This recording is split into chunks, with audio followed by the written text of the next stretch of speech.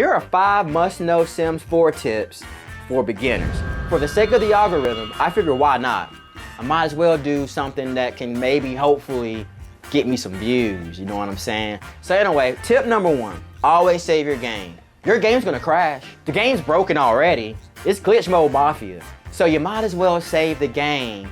So that way, if you do happen, your game freezes, or your game crashes, or you get that little spinning wheel, just save your game. All right, so save your game to avoid losing track of progress.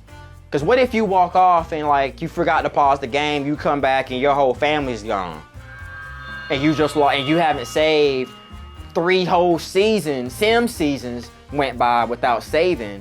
You just lost probably 4 hours of gaming right there. So just save your game. Save your game. Tip 2, always use bb.moveobjects. Keep that on.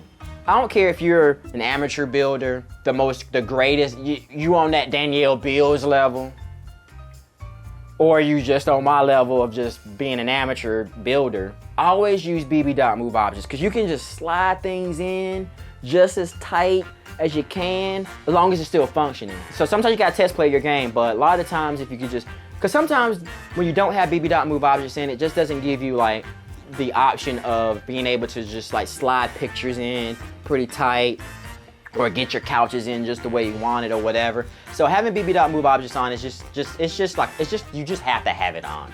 Like just keep it on, you know? I'm gonna be honest with you, I don't really apply this tip to myself. Like I never build with bb.moveobjects on. I should, but I like to preach to have it on because, you know, you just need to have it on, all right? It's just like you gotta brush your teeth in the morning. Every day you gotta brush your teeth. It's just a habit, you have to brush your teeth. And if no one tells you that, brush your teeth. It's just the same as like, you know, you gotta make your bed every day. I bet you don't do that either. So start making your bed as well.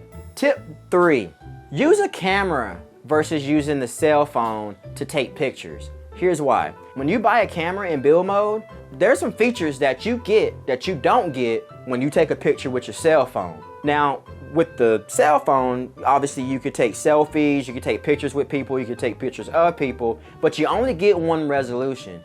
Yes, you can flip the phone horizontally and vertically, that's cool too, but you get a small little picture. But when you buy a camera though, you can put a camera on a tripod. When I say on a tripod, I mean if you have Moschino, obviously. You have to have Moschino stuff pack to get the tripod. But if you don't have that pack and you just have the base game cameras, so now you get 3 options for resolution sizes. You get the small size, medium, and large. So when you take photos, now when you put your photos up on the wall, you can have big old portrait size photos now. So that's tip 3. Get yourself a nice little handy camera, you know? Step your Sims 4 game up, beginners. Tip 4, never hire a caterer for an event. Now, I know this sounds silly, but trust me, you don't want to hire a caterer for your events. They come late, they might make you a cake, and then they leave all kinds of unfinished recipes all over the place. Sometimes if I'm really paying attention to the event, I'll see them like dancing to music, or sitting around twiddling their thumbs, or molding clay, or just like dancing, or mingling with the party. So if you're gonna use a caterer, I would say hire a caterer that you know, that you maybe have a relationship with, or you've already built some cooking skills up with. So hire them to cater your event, because then you might be a little bit better off. But I never tried that. I just tried to hire the Grim Reaper once. That broke my game. And then I tried to just have a caterer, and they never made anything. So they ended up eating cereal for the whole event. And what's my last tip? And then last but not least, tip 5. I would say maybe go ahead and save your Creative Sims and your builds to your gallery. So that way, if there's anything that ever happens to your save file, or if something happens to, like you say you have a legacy that you're doing and you want to save progress to each generation, I would go ahead and say, maybe go ahead and save each progress to the gallery. So that way you have an extra copy of your Sims and your builds. So that way, if you lose that save file, at least you know you have the family in the lot or the build or whatever on the gallery. So all you gotta do is go in there and re-download it to a lot. So I would do that. Save it to your own personal gallery. You don't have to necessarily save it to the actual EA gallery, but if you want to, you can do that too.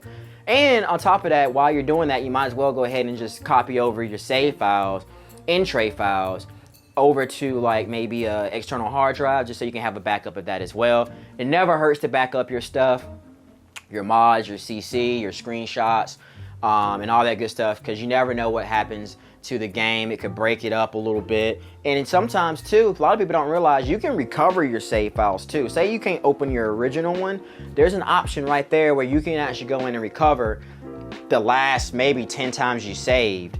So that's a good way to do that as well. So what about you guys? What are some tips for beginners for The Sims 4? I want to hear about them. Throw them down in the comments. Other than that, you know the drill. Keep your plumb bob green. All right? It's not that hard. Till next time, I'll see you when I see you. Dag Dag.